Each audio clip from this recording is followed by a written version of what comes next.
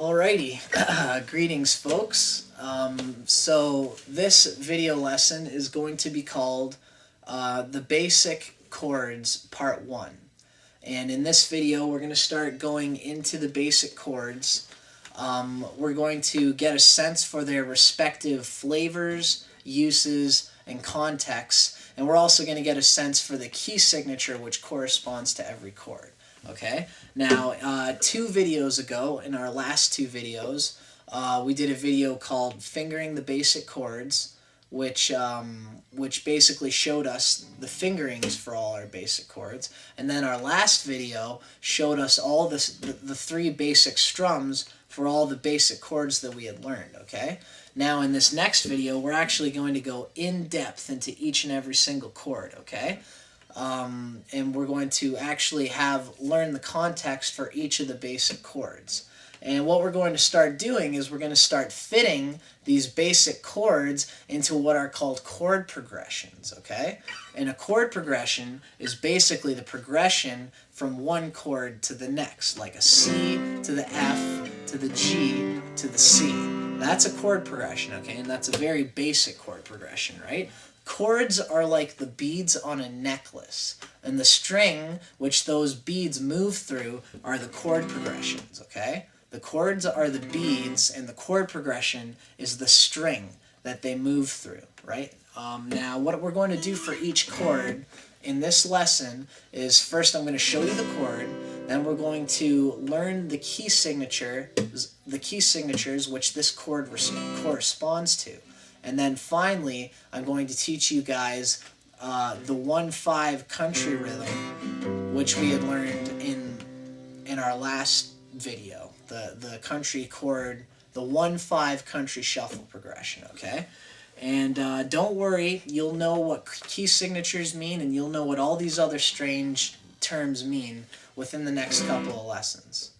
So the first chord that we learned in our last lesson was our trusty A chord, right? That's this one right here, okay?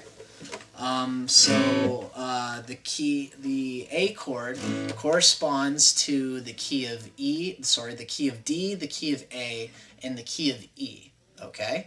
And what that basically means is that if you're playing a song in any one of those 3 key signatures, either in the key of D, the key of A, or the key of E, you're bound to find an A chord somewhere in there, okay? Here's an example of what I mean.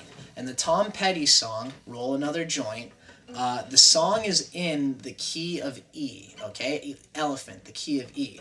So that means that the key of the E chord is going to be our main root chord, our 1 chord for this key, all right? But even though it's in the key of E, we're going to have a whole bunch of other chords bouncing around that main root chord, okay? And one of the chords that bounces around that main E chord is the A chord, right? Let me roll with you tonight, and I'll take you on a moonlight ride. E, A, E, A. There's someone I used to see, but she don't give a damn for me.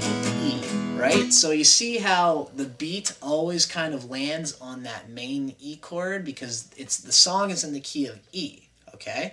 But just because the song is in the key of E doesn't mean there's other chords in there. And that A chord is one of the chords. The A chord floats around that main E chord because the A chord corresponds to the key of E. Okay? That's very important. The A chord corresponds to the key of E, just as it does the key of D and the key of A as well. So if you're playing a song in any 3 of those keys, there's bound to be an A chord in there. Not always, but usually there will be, right? Now the A chord is one of our, as a guitarist, it's one of the most versatile chords in the guitarist arsenal, because once you get really good, I don't expect you to do this for a while, but once we get really good, you can take the fat part of this, the face of your first finger, and bar the whole chord just with that one finger, okay? I know it looks tough, but it's one of the best things that guitarists can do, okay?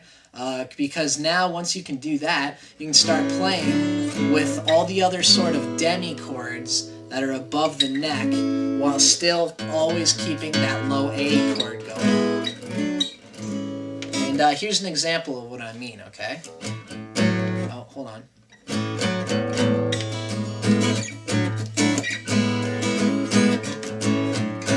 You guys should recognize this one.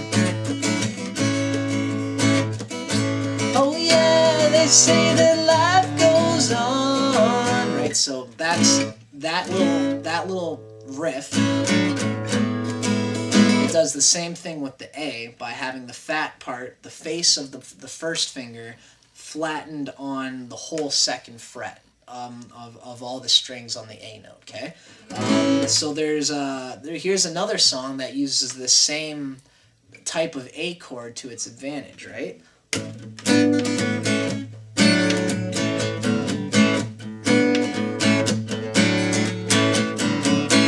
When I was a young boy, right? So that's Hurts So Good by John Cougar Mellencamp, okay, using that same A chord.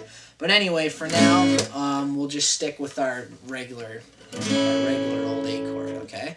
Now, the 1-5 country beat for the A major chord, as we said before, the first pluck is on the second string, and then we do a chukka, and then the second pluck is on the low E string, the first string, and then we do another chukka, right? Pluck, chukka, pluck, chukka, pluck, chukka, pluck, chukka. 1, 2, 3, 4.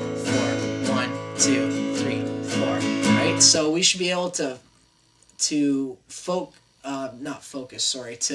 root our left fingering hand into this chord, into the fingered chord, and then make your gaze go on this part of the guitar, because when we're doing the 1-5 chord strum, 1-5 strum progression, we always want to keep our eyes on this part of the strings. Plant that hand down, forget about it, and then focus on this side of the guitar.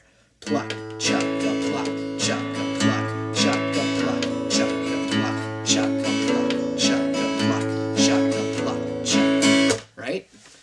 Okay. So our next basic guitar chord is going to be our A minor chord, okay? And that is this chord right here, okay? That's our A minor chord. Now, in music, there's two types of colors. There's bright colors, and then there's dark colored chords, okay? And this little M right here is always the total deciding factor for the emotive quality of your chord, okay? That M means that the chord is going to be a minor chord, okay? So this is A minor. If it was just if all you saw was the A, that means that it denotes an A major chord, no matter what, okay? So that is our A minor chord, right? So here's our nice bright A major chord. It's got a nice happy sound. And then here's the A minor. Yeah, you hear that dark emotional gunk just dripping out of my guitar. That's your minor chord, okay? Now, the minor chords usually only correspond to 2 key signatures, unlike their major counterparts, which usually correspond to 3, right? Now, A minor corresponds to the key of C and also to the key of G, okay? But, you know, as I always say, art is ruthless if you know where the door is, okay? And musical rules are meant to be broken, but, you know, we got to know what the rules are before we can go about breaking them, obviously, right? So, A minor is one of the most popular chords that are really out there. You know, they're played with all the time. Here's a song with the 1-5 country shuffle beat in the A minor chord, right? And this is Bus Stop by the Hollies. Bus stop, wet day, she's there, I say, please share my umbrella. Bus stop, she stays, love grows under my umbrella. Right? So that's by the Hollies, and that uses the A minor. Led Zeppelin is huge for A minor, right? If there's a bustle in your hedgerow, don't get along now. There's just a spring clean for the May Queen. Right, so that's that A minor. Okay, very emotive, very dark sort of sound. I think that's why Jimmy Page liked it so much. Now the 1-5 chord structure, or the 1-5 strum structure for the A minor chord is the same thing as in the A major, okay?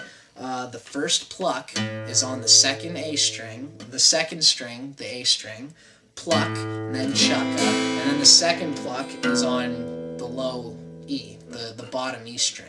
Pluck, chukka, pluck, chukka, pluck, chukka, pluck, chukka, pluck, chukka, pluck, chukka, pluck, chukka, pluck, chukka, right?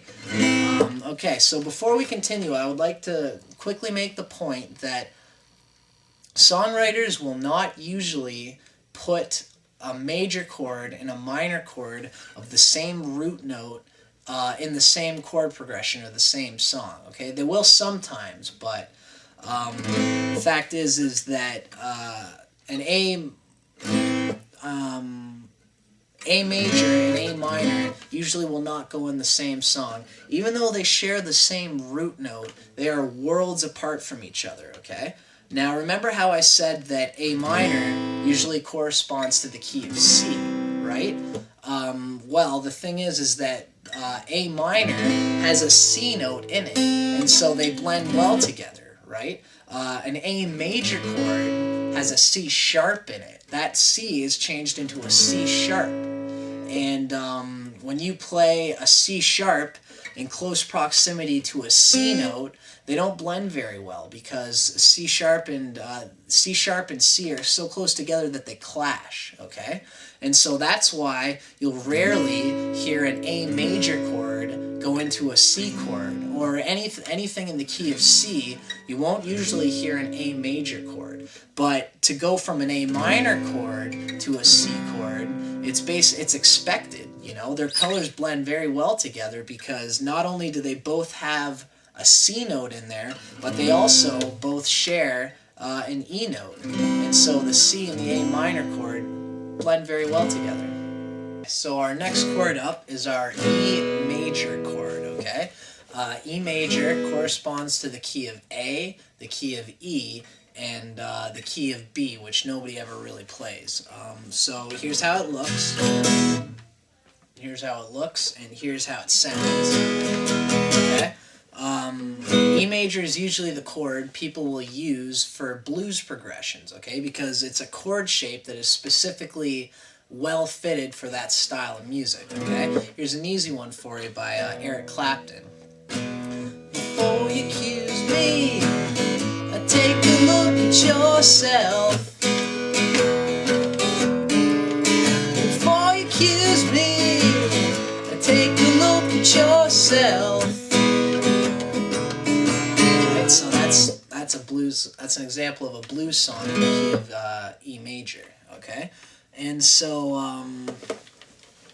the 1-5 country shuffle for the E major is the same as, it's kind of the same as the A major and A minor, except that the pluck notes are switched around, okay? So for the E major, the first pluck note is that low E, and then you do a chukka, and then the second pluck note is the second string down, right? And then you do a chukka, pluck, chukka, pluck, chukka, pluck, chukka, pluck, chukka. There's an Eagles tune right there for you. I like the way your sparkling earrings lay against your skin so brown, and I wanna sleep with you in the desert tonight. Right, so that song is in the key of E major, okay?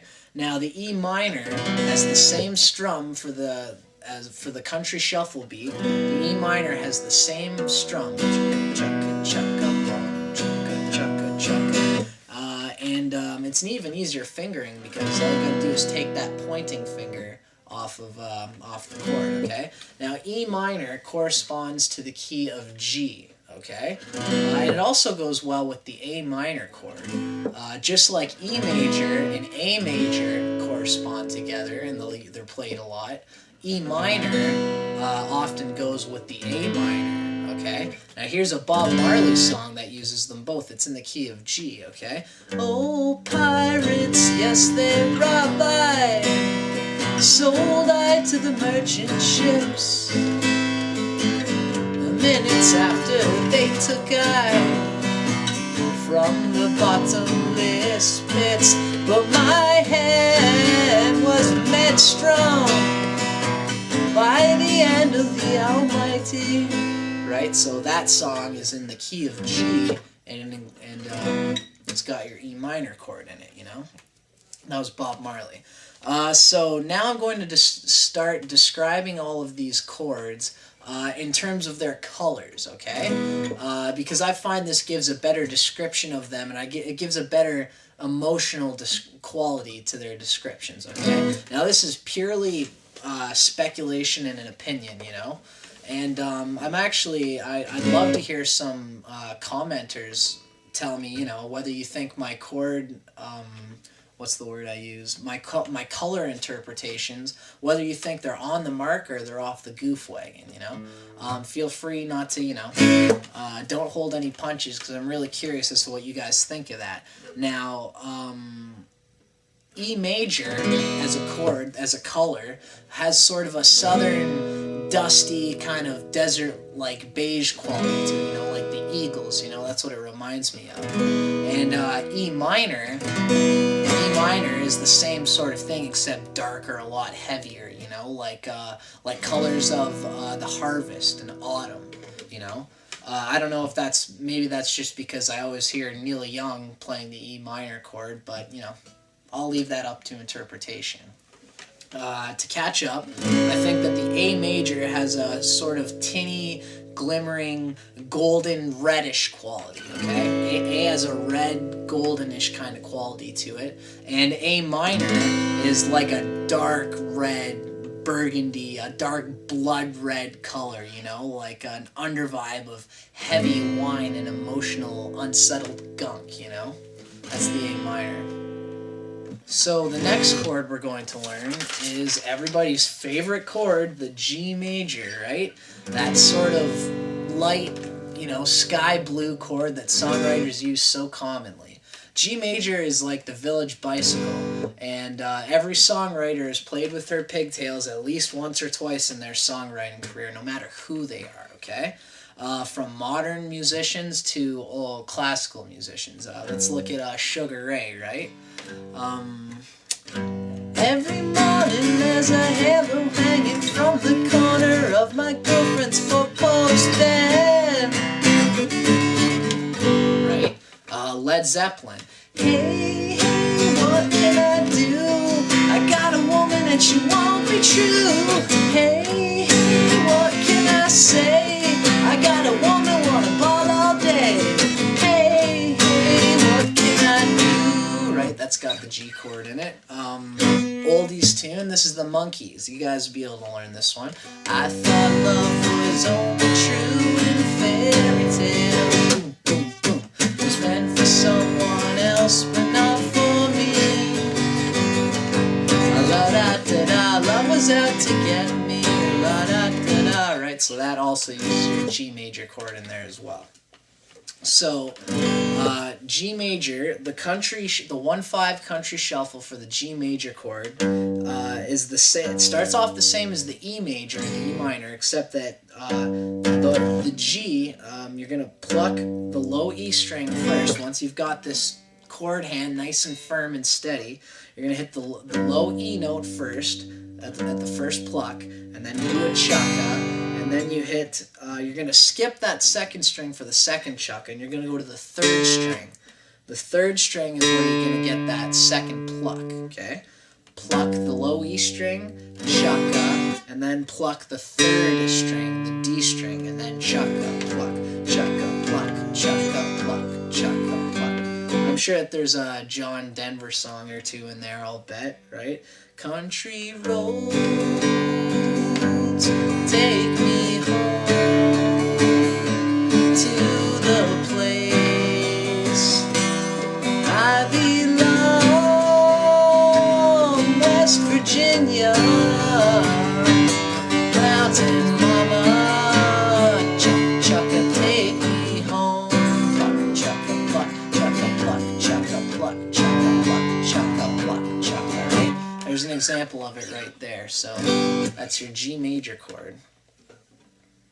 So the G minor chord does exist, but we're gonna skip it because not a lot of people play it anyway. It's kind of a weird chord anyway. We're gonna get into our nice bright yellow sunshiny C major chord. Okay. Now the C major chord has two variants. All right. We can play the three-fingered C chord, which is the easier sort of way of playing it, and then there's the way of playing it which is almost impossible for most learning guitarists, and that is your four-fingered C major chord. Okay, this is one of those tricks of the trade that you want to get into as early as possible. You want to get into the habit of using the hard C major chord, which is the four-fingered C major chord, like this. You want to get into the habit of playing your C chords like this because it pays off in the long run, and it's easier to make a habit than it is to break one. So if you get into using this four-fingered C chord now, you won't regret it when down the road you're playing and you want to switch from using that three-fingered C chord to always using that four-fingered C chord, okay? Now, the three-fingered C chord, which is the easier one, has a vulnerable open low E note, okay? So if you play that, you're not supposed to play that low E note when you do a C major. I don't know if you can hear that, but it's very dissonant and it's very clashing with the rest of the chord. It just doesn't belong there. The four-fingered C chord makes up for that naked, vulnerable, hanging string by putting a finger on the third fret of that low E string, which is allowed. That makes it into a G, and that makes it flow much better with the rest of the E chord, giving it a wider, bassier sort of sound, okay? Now, as I said, you can do the three-fingered C chord, okay? And if you just want to start jamming, then I would say for now, play your C major chord without that low string. There's not really a big deal about it. But I would always try for that four-fingered, full-flowing four-fingered C right off the bat as soon as possible. That's how I learned it, and I kind of don't regret it. It's a hell of a lot more work at the start, but it does pay off in the long run, Another bad thing about this three-fingered C chord is that when you're going to do the 1-5 country shuffle strum, you have to move this third finger right here. You have to move that up and down the strings in order to play the 1-5, right? Chukka, pluck, chukka, pluck, chukka, pluck, chukka, pluck, chukka. But if you're doing the four-fingered C, you can just root that hand into that chord so that you can play that same strum, the pluck chukka, the 1-5 country strum, without moving this left hand at all. Okay, so the accented notes on the 1-5 country strum for the C major chord are the same as the A major and the A minor. Okay, you're going to hit the second string. The first pluck is the second string, the A string, then do the chukka, and then the second pluck is the E string on that's the second pluck, and then do another chukka, pluck, chukka, pluck, chukka, pluck, chukka, pluck, chukka, pluck, chukka, pluck. This is a Johnny Cash song right here. I heard it one morning while making the round. I took a shot of cocaine and I shot my woman down. I went right home and I went to bed. I stuck that loving 44 beneath my head. Maybe the next morning I grabbed that gun. Right, so that's your country 1-5 for the C chord, right? So that's our first video on the Basic Chords Explained Part 1. The next video, Basic Chords Explained Part 2, We're going to go through the rest of the basic chords and all the strums and all their colors and all their contexts and all their key signatures, since I couldn't really fit them all into this one video, okay? So hopefully you've been playing with some of these chords that we've been learning. Hopefully you've been combining them with all the strums that we learned in our last video, and you've started to look for songs that have similar chords and similar strum patterns in those songs. What you want to start doing is collecting all these songs into a sort of a little songbook of your own, you know? You can always find chords and lyrics on the internet. That's, you know, maybe you might have to change a chord or a word or two, but the shell of the song will basically always be on the internet, you know? And so pretty soon you're going to start collecting these into a songbook, and then you'll be jamming at the campfire in no time with your own personal little book of songs.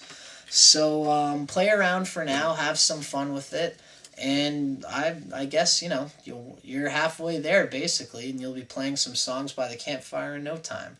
So yeah, safe trips and happy trails for now. I'm Dustin Cormier, and adios until next time.